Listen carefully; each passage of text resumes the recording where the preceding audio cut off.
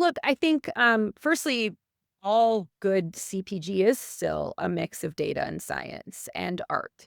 I have a brand strategy background, and so consumer insights really is the core of all of it, but you ground those consumer insights in data, then you tie it to the insight itself, this deep, deep insight, and then the art comes from that of how do we connect with our consumers and our audience and build a brand around that, and that's where, kind of that art and science meet. So, I think the benefit in cannabis is we can still do that.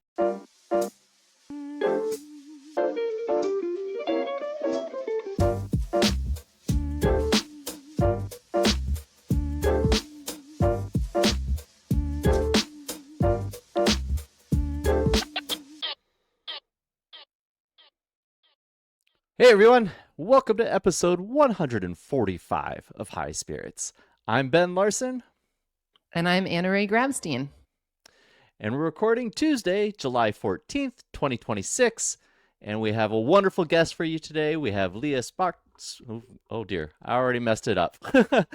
Spokojny, Leah Spokojny on, the Chief Revenue Officer of BDSA. We're going to go through data, AI, and all the things consumer insights. But before we get there, Anna Ray, good to see you again. Thank you for sucking me back into the real world. The baby brain is real. I'm not sleeping much. Oh, I know I have yet to come over and meet that baby, but I'm going to be showing up at your doorstep at some point in the next couple weeks because you got to meet the baby when she still smells good. Yeah. Women and this baby smell thing is really like an interesting. Do you not smell it? Do you not smell that amazing baby smell? I don't have that undying desire to eat babies like women. I just I didn't say eat. like no, it's like they're like, oh, I just want to eat it. It's like they say it in a way where it's just like visceral. It's just like, oh, they actually mean it, I think. And I'm Yeah, using a very broad they, and I know I'm probably gonna get roasted for this, but whatever. at our core, as humans, we are still part of the animal kingdom. And there are little things, especially around childbirth, that seem particularly feral, in my opinion. That Yeah, and, yeah. and like 9-year-old boys that are also reminding me that we are closer to the animal kingdom than we sometimes realize. Of which I now have both, and yeah, I'm Yes, just trying to exactly. survive right now. Oh my gosh. Well, let's jump right into our news update then. The rescheduling hearings are still underway. If you are Still living under going. a rock, yeah, you might need to hear it from us. But if not, they are scheduled to finish tomorrow, July 15th. And from there, we will be waiting for Judge Julius to make their recommendation to the DEA administrator, which is Terry Cole. And then from there, Cole will review the record and make a final rule. Important to note that there is no statutory deadline for either of these steps. So even though the hearing ends on July 15th, we do not know when the judge will issue a recommendation. And then from that, we also don't know when the DEA will move. So big open timeline at this point. Loads of uncertainty, par for the course for our industry, so not surprising. But it seems like the general sentiment coming out of the hearings is that the DEA has been doing a decent job at trying to represent the standing as moving cannabis to Schedule 3, and if I'm believing a lot of the takes that I'm reading on LinkedIn, um, that there's a good case for cannabis being cannabis and adult use classifying as that. So um, I don't know. We'll see where it Yeah, all goes on the this the indefinite timeline. threshold is some type of medical use, and it seems that the DEA has shown a few different instances over and over that there is some accepted medical use, and that is the threshold they are trying to prove. But how much there is ongoing litigation to try to get in the way of any sort of implementation of the rule, I think is really what people are anticipating happening next. Well, can't litigate what you haven't decided on in this indefinite timeline.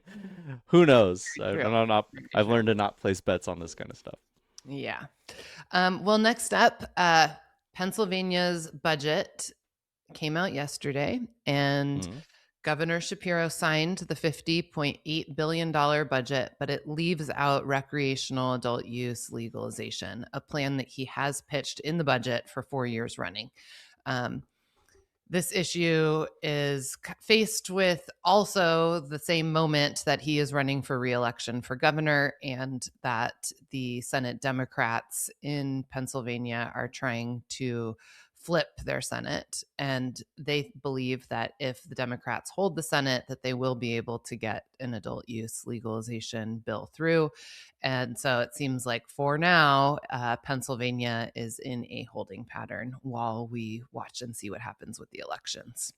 Womp womp. Yeah, I it's know. you hate to hear it, but everything we know about politics, especially nowadays, it just, of course, that's going to happen. I don't know. The more we're involved we are with the federal discussion, there's so many times where it's just like, oh yeah, that totally makes sense, but politics and re-elections and all this kind of stuff, it's just, it doesn't matter how much it makes sense. It just, it's up to so many There's other things. so many things that don't make sense about politics. I'm trying to hold back bringing up the senator that died and the senator that seems like he was dead. It's like, So I which will one? I will hold back. But both I mean, they're starting to stack up, like kind of literally. Lindsey Graham was the sixth one this term. This is what I heard yesterday. The sixth one. It's like, could we please put an age limit on Congress, because this is getting seriously. kind of gross and depressing. Yeah, it's like a zombie Congress.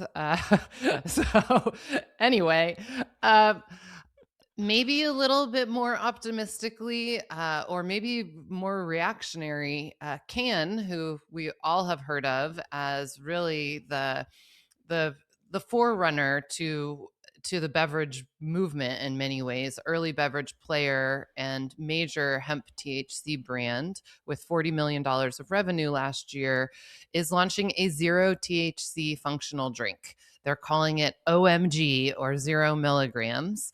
And they're launching it as a hedge against the upcoming federal hemp THC ban that takes effect in November. CEO Jake Bullock, who we've had on the show, continues to lobby in DC and says he's really optimistic, that's a quote, that a deal gets done by September. But the Los Angeles-based company is trying to make sure that they have something to put on shelves in case they are no longer able to keep their THC beverages on those shelves.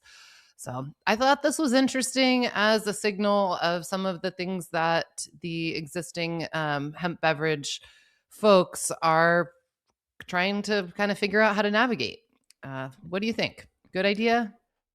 Yeah, I mean, good idea or not, I think it is telling because of who Can is, right? Can has been born in the cannabis industry. They're probably about 8 years old at this point. So they've done that. They've done the regulated space. I don't even know if they're still doing it in large, like across the states, but we know they went heavy into hemp. And while other brands are trying to decide whether they want to do a regulated play or do this diversification outside of cannabinoids, I think it's certainly worth looking at if you're another brand. Like, why is Can deciding to do this versus going heavier into the regulated market? Even with all this talk about Schedule 3, because there's been a lot of just pontificating on what does Schedule 3 mean for legal cannabis, so to speak. We've heard this from Eric Berlin and others about like, oh, this is cannabis legalization, but it's like maybe it's not from a beverage perspective. I do love the OMG 0 milligram like reference just for the Can brand. I think it really works. So as far as a branding perspective goes, I think it's good play. And look, even in a upside scenario where we have THC beverages on mainstream shelves, at some point it would be good for brands to kind of like expand beyond this and offer a 0 milligram, or dare I say 0.4 milligram.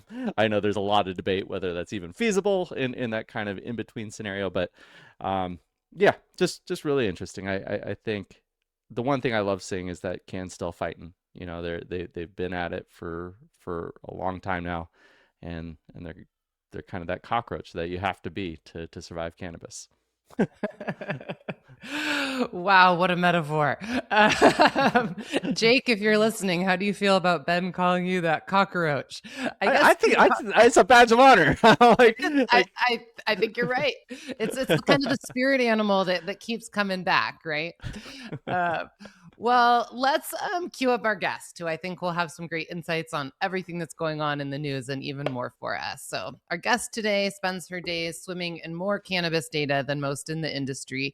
Leah Spikoshny is Chief Revenue Officer at BDSA, which is a leading market research and analytics firm serving cannabis brands, retailers, investors, and the industry broadly, and is also our High Spirits data partner.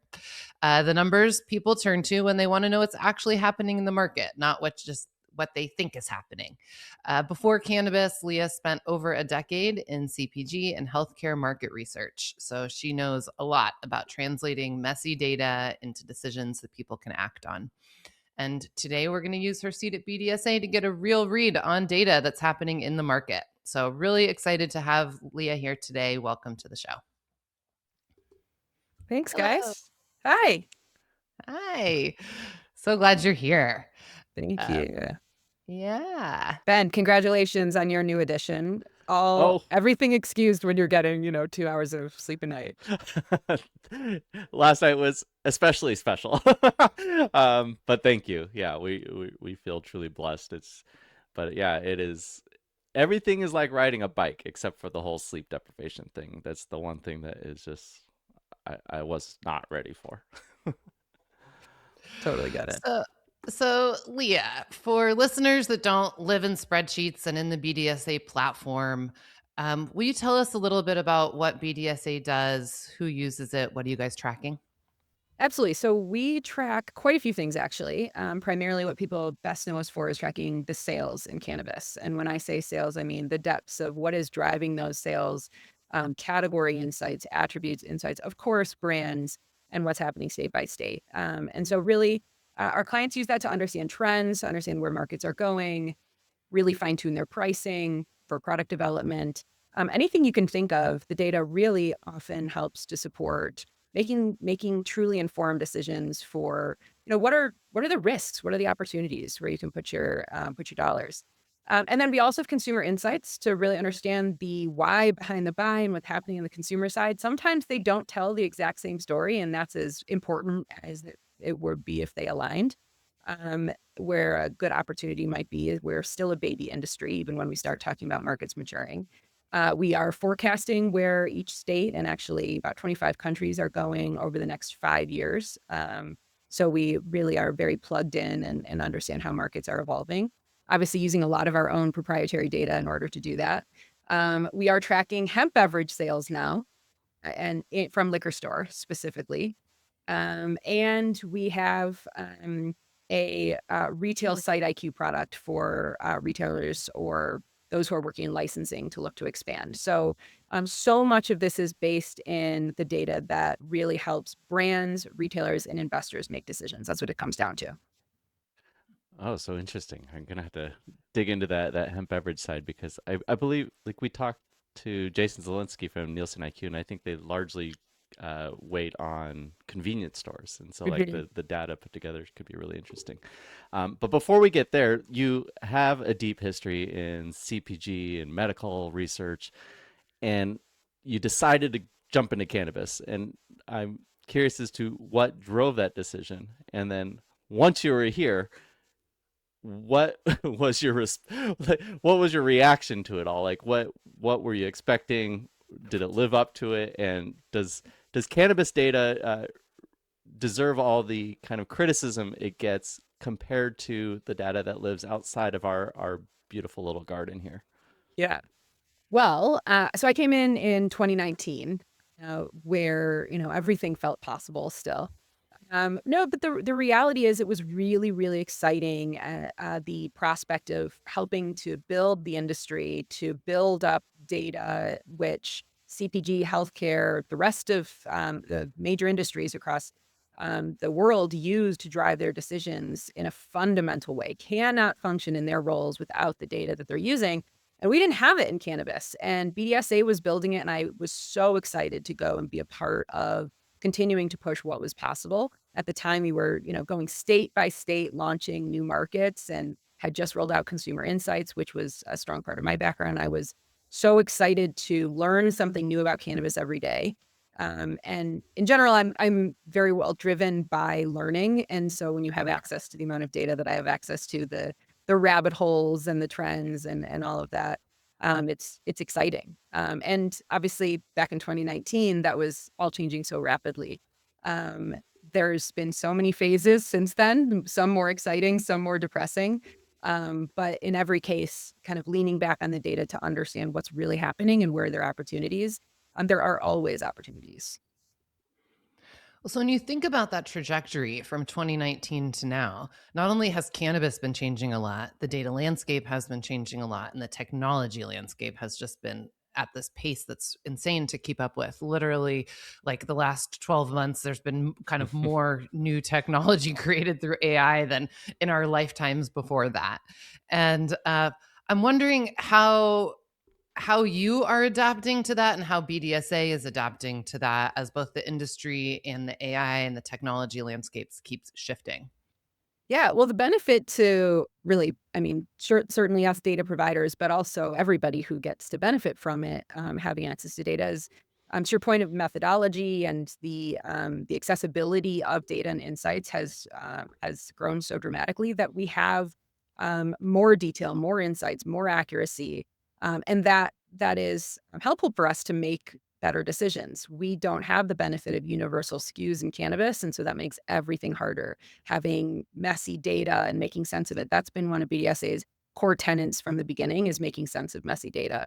We're very good at that. And so, um, as the data becomes more and more accessible, we keep pushing the boundary. And what's the next thing that's hard to clean and make sense of, that everybody is really, really desperate for to help make those informed decisions. So on a larger scale, to your point, the innovation of data technology, forget just in cannabis, I mean, everywhere is dramatic. And so you do have to kind of pick some lanes and really double down and make sure you don't get too distracted. It's an amazing opportunity, but also you can't do everything at once. And for us personally, myself, all of our employees, we have to personally just stay as up to date as we can and mess around with what we have in the various tools. And so there's personal experimentation. It's too easy to kind of get left behind because it feels so big. I listen to some AI podcasts, and it's like, for me, listening to stock podcasts, I only understand sometimes 20% of what they're saying, and it can feel very like I'm already too far behind, right? And I'll just wait for the next trend or the next wave. And I just think it's really important that we don't do that. I don't mean just we at BDSA, anybody, because this isn't going away. And the person next to you who is leaning in and using data and using technology, using AI, they are going to have an advantage.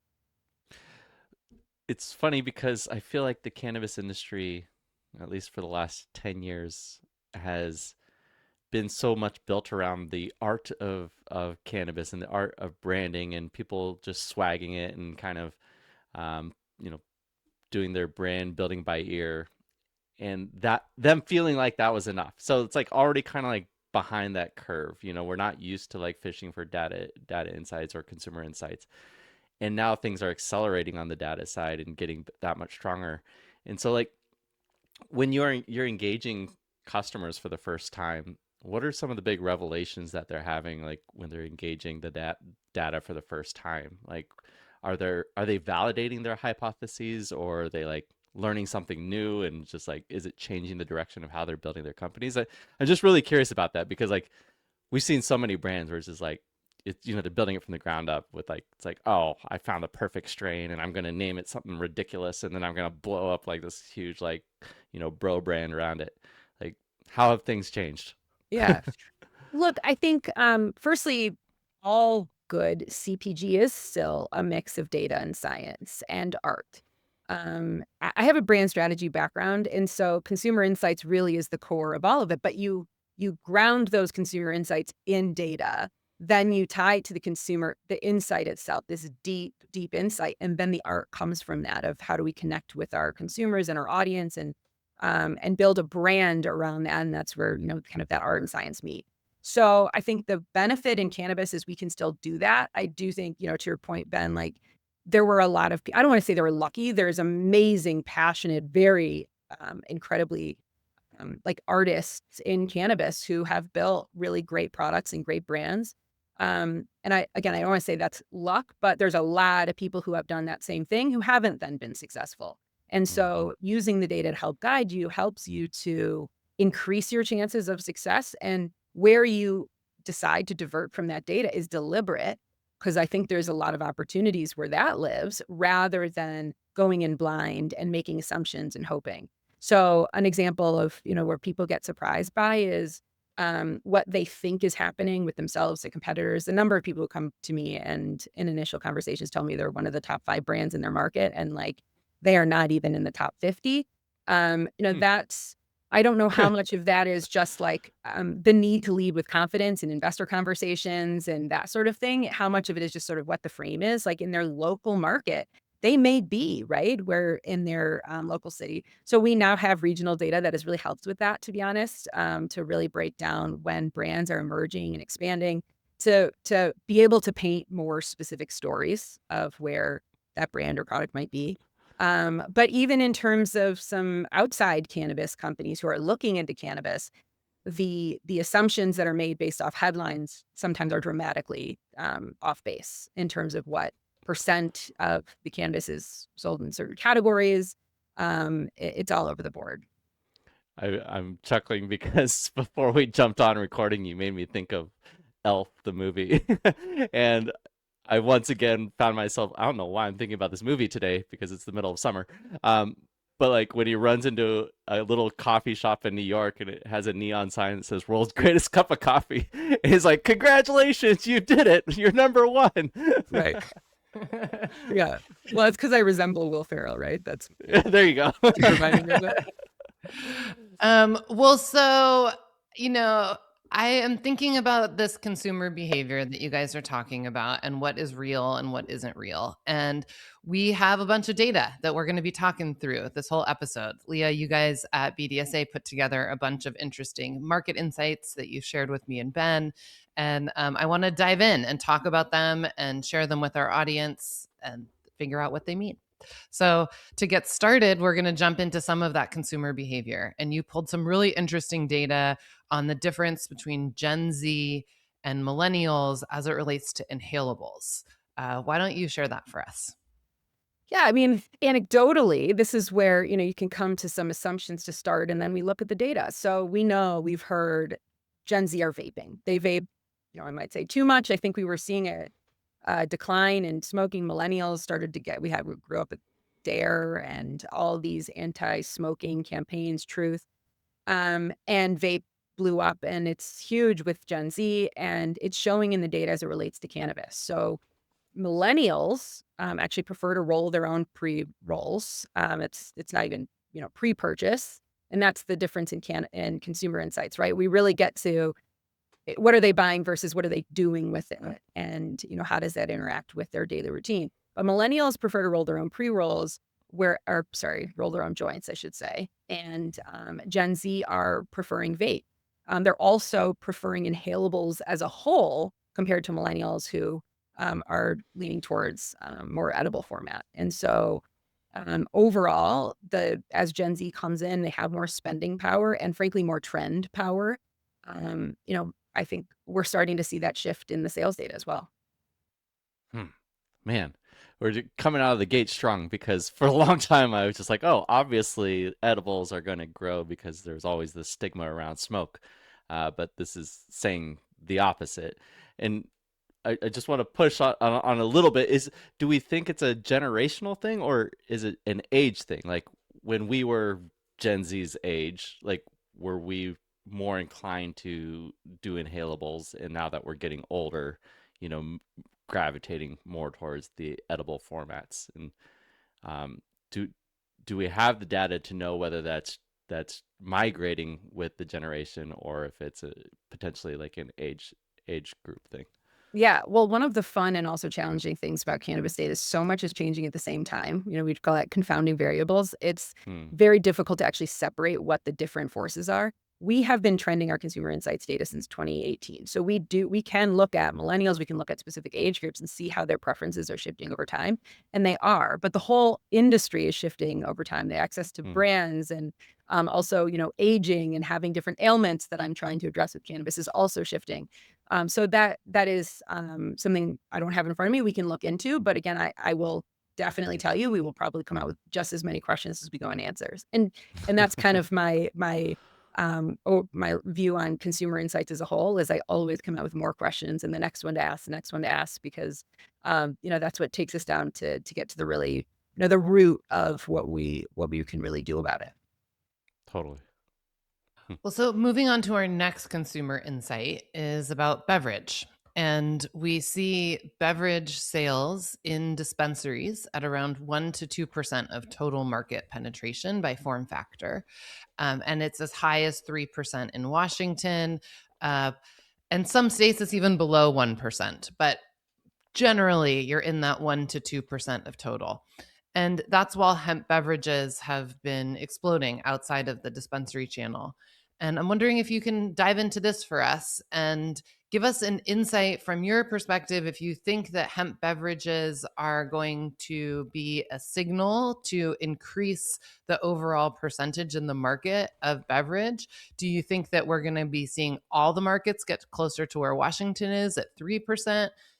Do they likely end at 5%? Are they going to stay at 1 to 2? What's your prediction there? Yeah.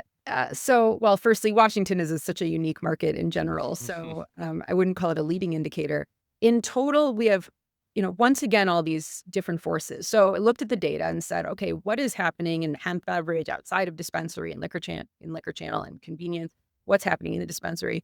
And there's not enough markets that show any kind of similar trends to really know what is happening with cannibalization or what's happening with people actually, having brand awareness and kind of category awareness and interest. And that's in some cases likely driving more sales in the dispensary channel.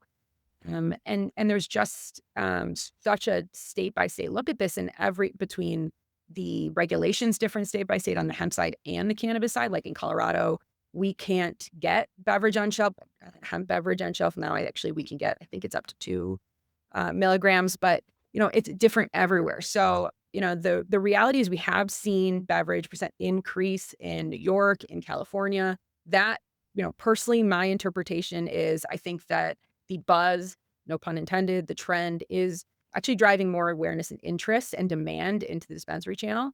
Um, but I think time will tell. And I think there's a milligram component to it as well, high versus low potency, that again, um, yet to be determined what that looks like when regulations, because I think it was a when, not an if, but when they find their way, I think there's going to be definitely a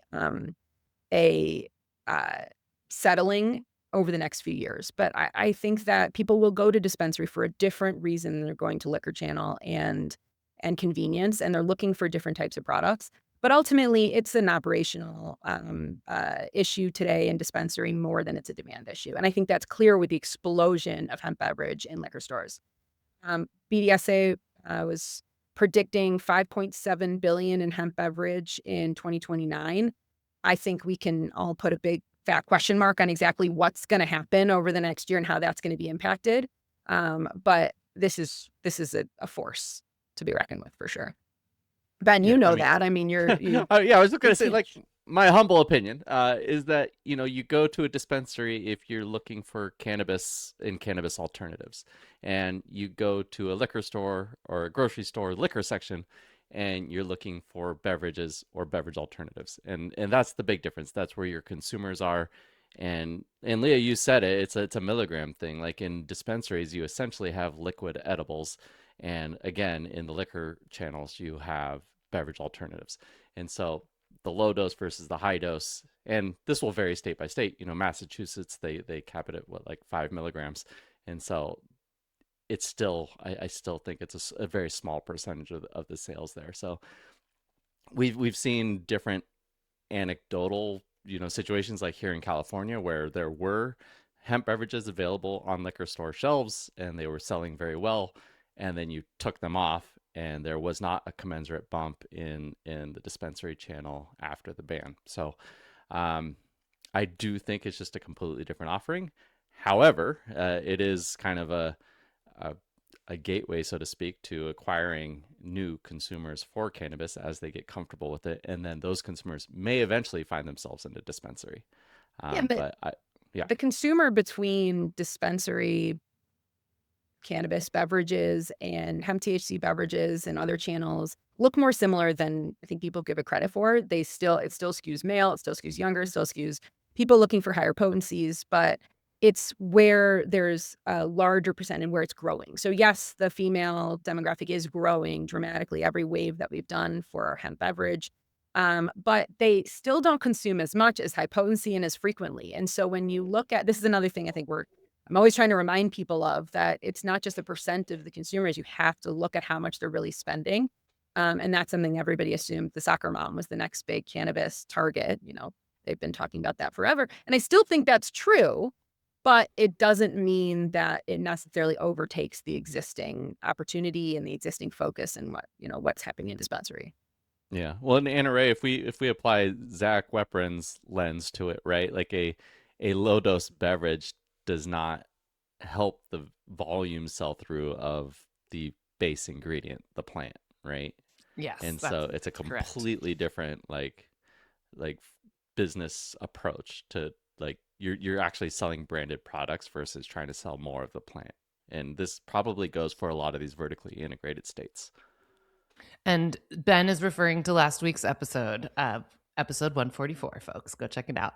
Well, so I'm curious, Ben, too, on your take from what Leah said. She talked about what BDSA was predicting hemp beverages would do by 2029, which sounds like it was close to 6 billion. I think you said 5.7, Leah. Uh, and that is, I'm sure, now changed by obviously the upcoming hemp ban. And if the ban stands and the industry gets shut down and then we get some sort of legislative fix in the future, do you think, Ben, that we're starting from square one, or that getting back to that point that these folks were predicting from data of where it could be will just be a quick blip and we'll immediately be able to bring all the consumers back that got cut off from Total Wine and Specs and wherever Yeah, else they've been buying I their hemp beverages? I think the whiplash would probably be pretty dramatic just because of the clear consumer demand, the pull through. I think there's still a lot of people, especially on the cannabis side, that doubt the viability of the category still. But we've been talking to the distributors and the retailers and the sophisticated business folks that really do pay attention to this stuff, and they're more motivated than ever, whether it's this year, next year, or the year after, that they're committed to making this category happen, and they know that the consumer is there. And so you'll go from zero to hero in a month or two, or however long it takes to back up a category with a viable supply chain, because that is the biggest thing that's at risk. You take a category away and you lose the supply chain. And so how long does it take to rebuild a supply chain after you've eliminated it? That's the big question. That is a tough question. All right. Well, so we've got some really cool data also, Leah, to share about state by state. And why don't I just give you the mic? You choose what state you want to start with, and let's talk about some of these major data points that you're watching in different markets. Yeah, I mean, we talked a little bit when we spoke earlier about, what are some of the larger trends in restricted and unlimited markets and mature and less mature, East Coast, West Coast. The reality is it is very, very fragmented state by state. And that makes it much harder to give big headlines. I mean, you can aggregate anything and give a headline, but to get to the real insight. So it is worth really diving into what's happening. And so if you are trying to predict what might happen next in a Michigan, you're thinking about, what happened in Colorado and this part of California and this part of this market. And so a few, very recent things or relatively recent is we had Georgia, for example, who passed their expansion of their market in May. It's been, a very limited market. It's a small market overall in comparison. It was very edible heavy. They removed the 5% cap. They allow vape now, which that is, I think really part of the biggest change.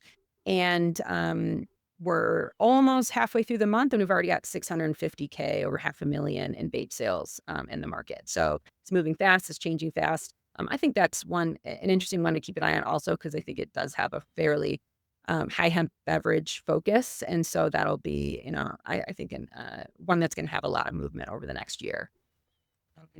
Ohio also changed some regulations. They went from in pre-roll, essentially zero over a year ago. That was due to regulations, to now they're about just over 7% in June. And in that same time, we had vape growing a couple percentage points. And this is all pretty much been taken from flower as it relates to share.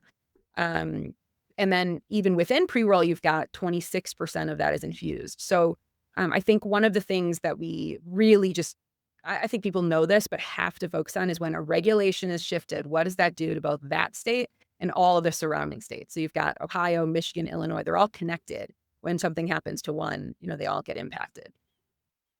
Well, so let's talk about Ohio then for a little bit on that pre-roll piece. So yes, they were 0% a year ago. Now they're 7.2%, but that's still way less than most markets, right? Mhm. And Yeah, so it was when you talk delayed. I about think it's that, still growing. Yeah, it's yeah, still growing. I think it got a slow start. It wasn't, talk about zero to hero. It wasn't an immediate change. And I think, again, you've got some dynamics between Michigan and Ohio. You have a lot of cross-border purchasing.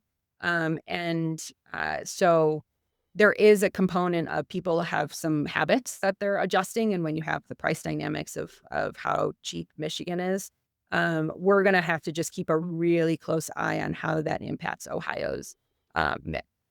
But Michigan is a really different market. Michigan is so flower heavy.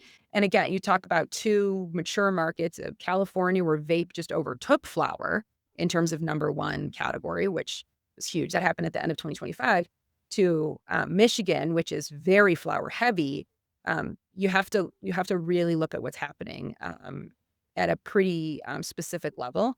I have a hypothesis that in California, a lot of the same flower dynamics that are happening in the regulated market are happening in the gray market in California. So it just doesn't show up in our sales data.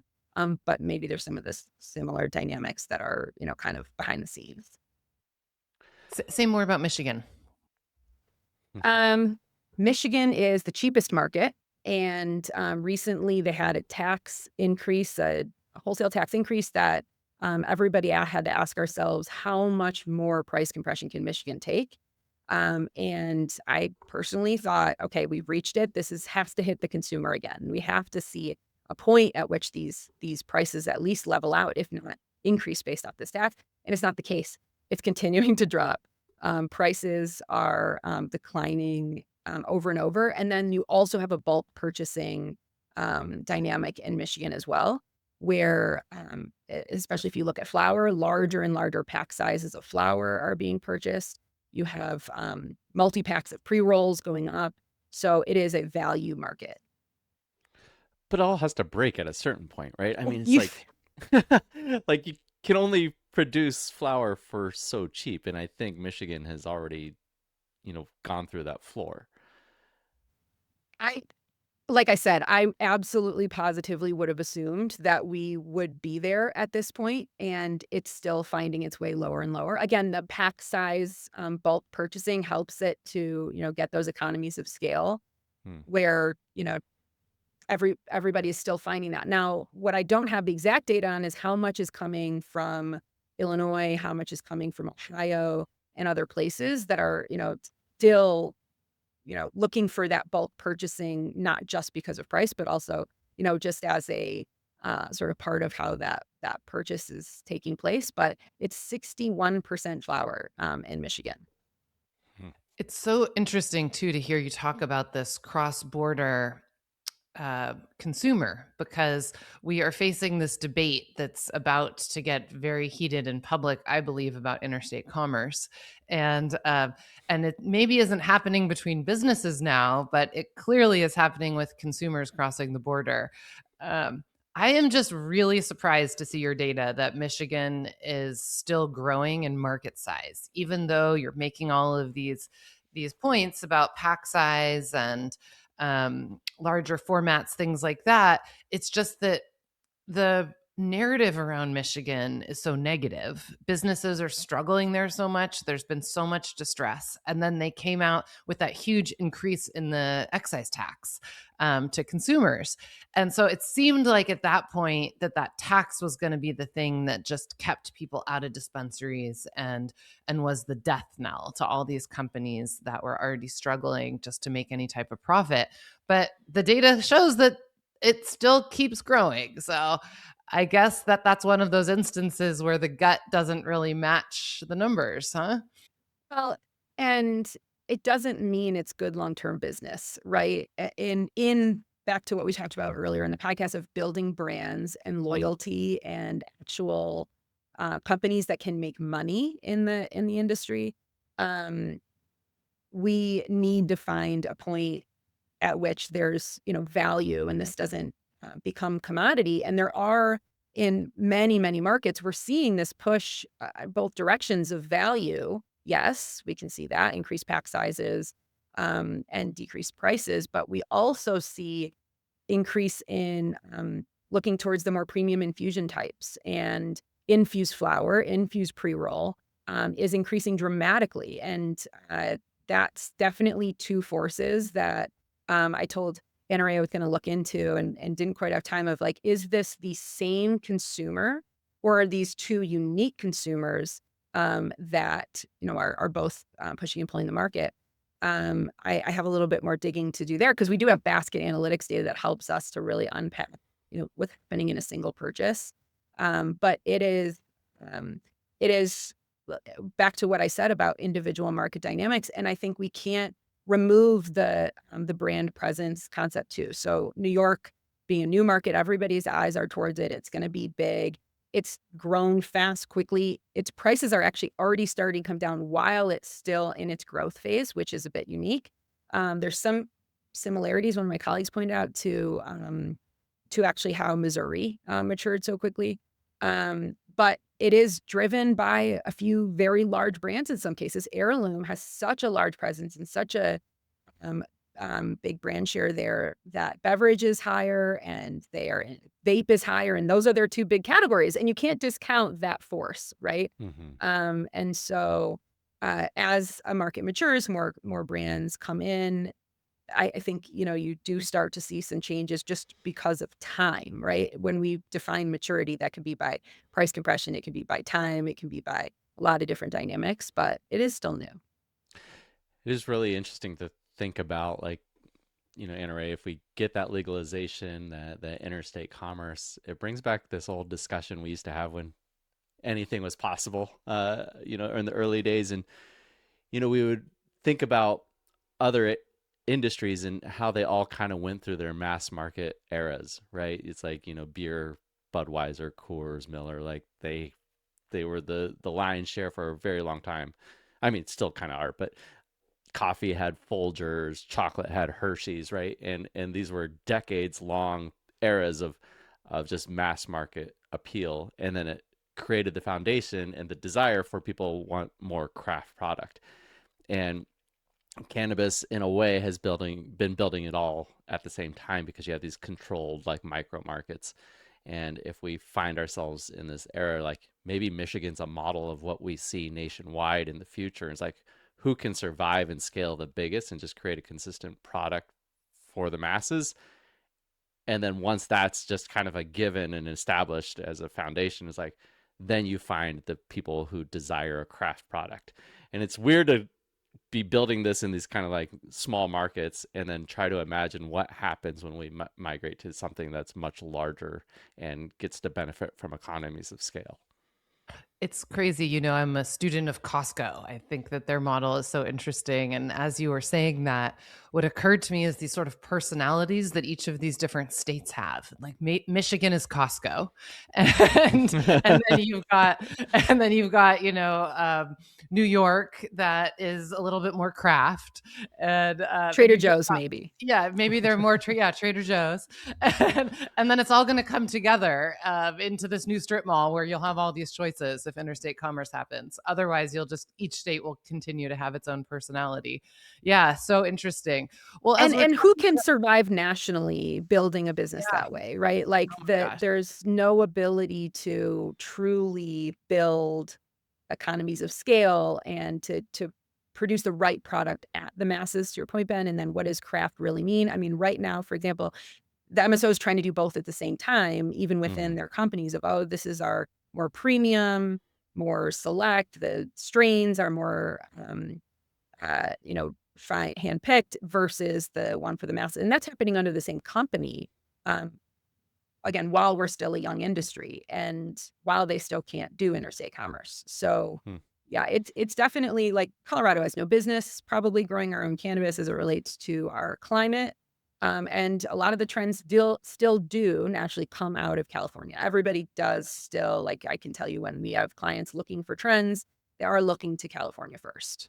Hmm. Hmm, that's interesting. Well, so let's do one more state before we move on because I don't think we can skip Virginia. There's been so much discussion around Virginia and its recent finally move to figure out how to implement adult use, even though their adult use has been a law for a while. So, why don't you give us some of like the current data on what's been happening and what you guys believe Virginia will become?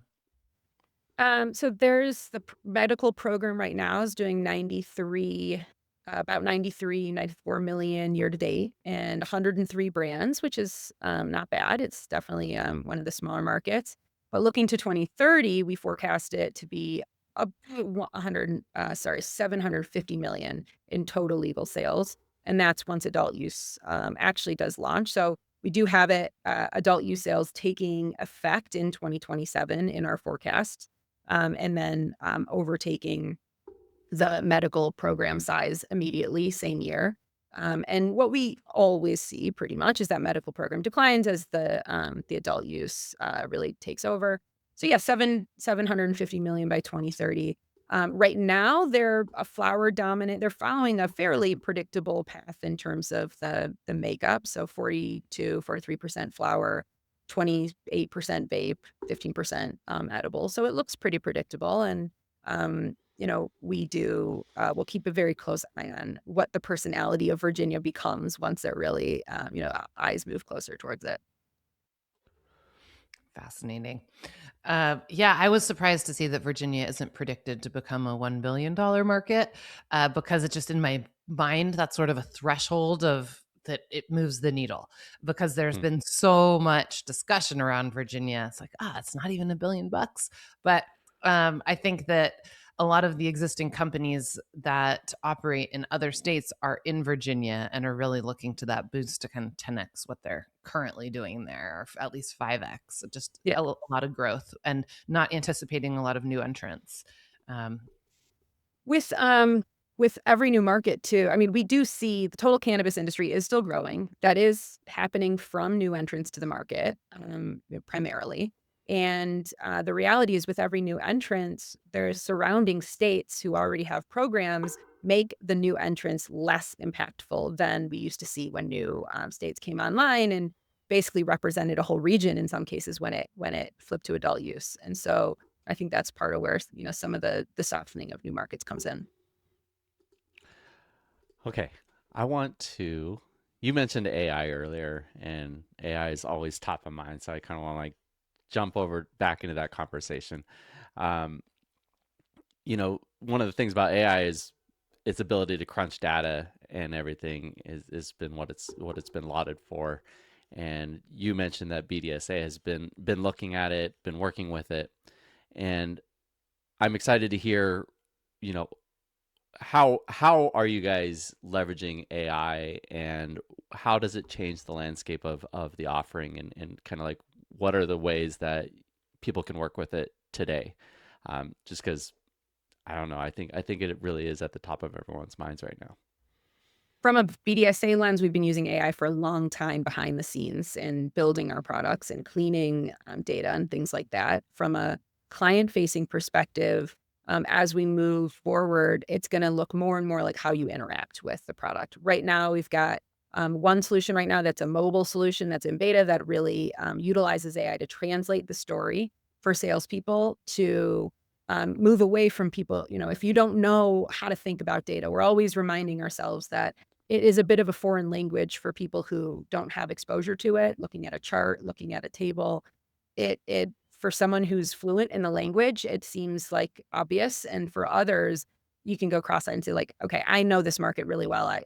This is just distracting from how I know to do my job really well. And so translating it into other audiences, I think, is a really important use of it for us.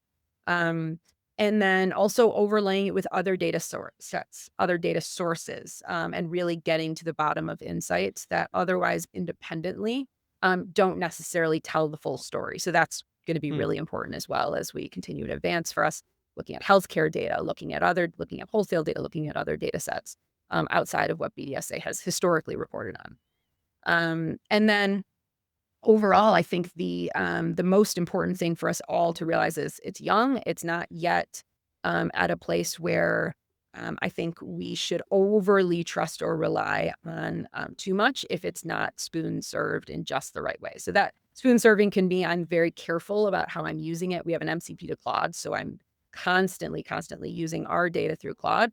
But you better not ask it a simple question and just trust everything is going to happen exactly how your brain is interpreting the question if you don't tell it to do exactly that. You have to basically, with your words, if you have ever looked in any of the data platforms, how you use filters and how you define what it is, the time frame you want to look at, the market you want to look at, the definition of what you're using. Hmm. And so I think that's easily overlooked, how it's still something that needs really careful guidance. It's an assistant. It is not your senior analyst yet. What BDSA is working on is solutions. How can we turn it into a senior analyst for those companies who don't have it without having to have those inputs? And so we're certainly working on that. But today, you do not want to just unleash it and expect it to do all of its work for you. You will end Hmm. up with silly results. Yeah. The MCP Claude integration, for those that don't know what that is, I'd like to dive into it and understand. You said that you have it and that you're using it. Is that something that's available to customers? And how does that relate to what you're seeing in the market in terms of the customers that you work with, which are really customers across the supply chain of all different sizes, how they're using AI in their own companies? Yeah. Um, I am not an overly technical person, but MCP stands for Model Context Protocol. And basically, it translates the large data set in a way that Claude is able to read it. So, um, for us, it means I can ask it a simple language question of, what are the top 10 brands in California in the last year? Or it can mean I can ask it to do very deep analytics on the data and use it as a source. For our clients and who's using it, well, actually, I should go to first your question, which was, do our clients have access to it? Yes, they do. And the use of it ranges that dramatically, right? You have to, if you want it to be your analyst, you have to know how to teach it to be your analyst. But it is bringing really quick answers to people who otherwise may not have the patience to go into another platform. It's also bringing the questions into where they're already working. So if they're doing an investor deck or they're writing some insights for their executives or whatever the sales story might be that they're pulling for a store that a salesperson might be going after, if they're already working in Claude, it puts the data where you are in the context of everything else that you already have access to. Also overlays it with other data that you have also coming into Claude. So that's where I mentioned, the opportunity of overlaying other data sets.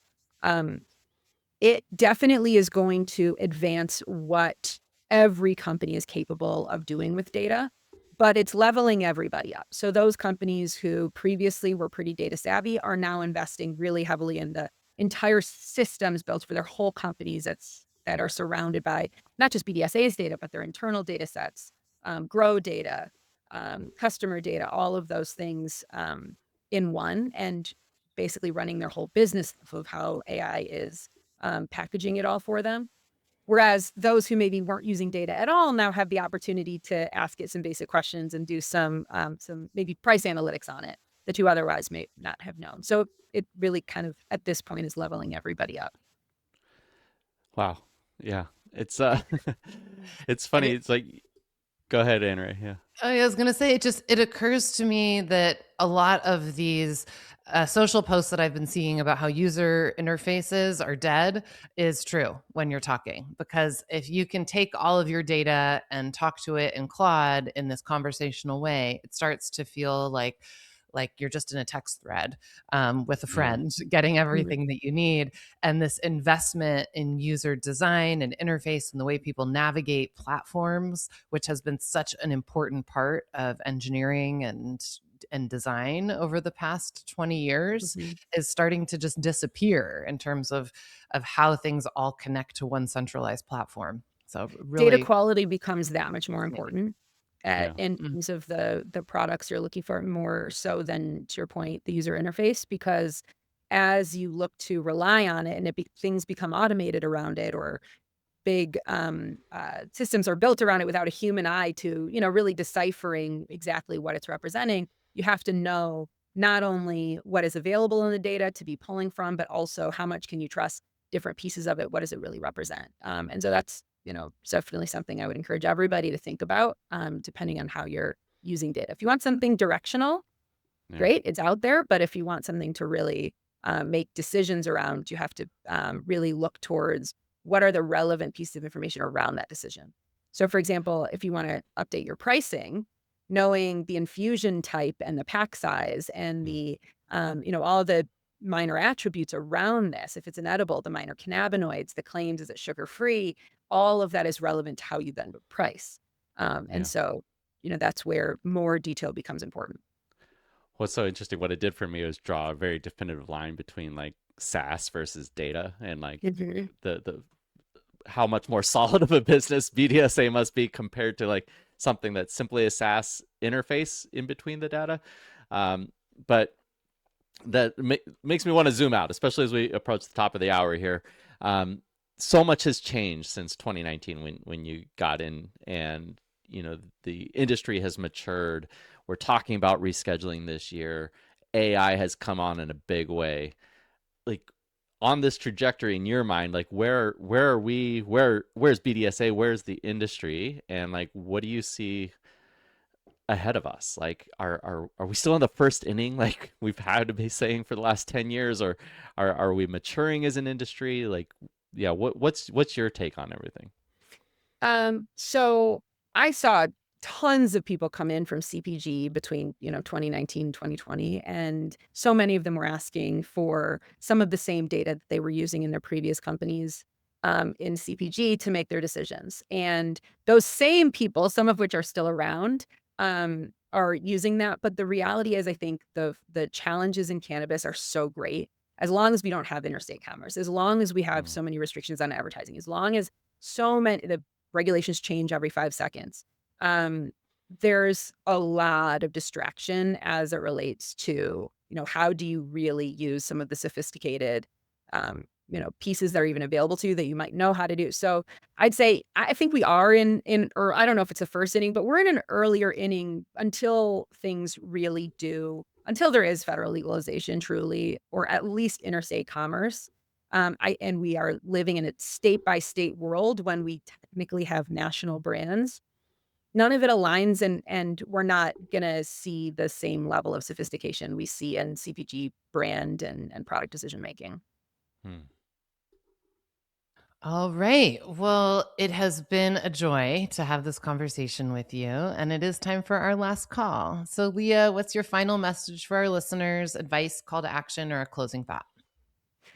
Well, if you would believe how much data I had prepared to share, and I'm barely scratched the surface because I tend to talk too much. There's so much more here. If you aren't talking to a data provider, go talk to one. Whether it's just you will get a tremendous amount of free insights. If not, actually find the value that it's an investment coming back to your company to make these decisions from a data back perspective. So you will get a wealth of information, even just talking to some folks at BDSA or different data providers. So if you're not already going down that path, just know that your competitors are, and they have an advantage. And so take that.